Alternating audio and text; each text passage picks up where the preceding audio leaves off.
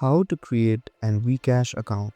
So first, download and open the app if you haven't already. Then after opening the WeCash app, your home screen should look something like this. Here, tap on the top left corner of your screen. Then you'll see an option called Link My Google Account on the bottom. Simply tap on it and choose one of the emails that you would like to log in with. You will be logged in, and it is that easy. This is how you can create a WeCash account. If this video helped you, don't forget to like, share and subscribe, and hit that notification bell so you don't miss any of our videos.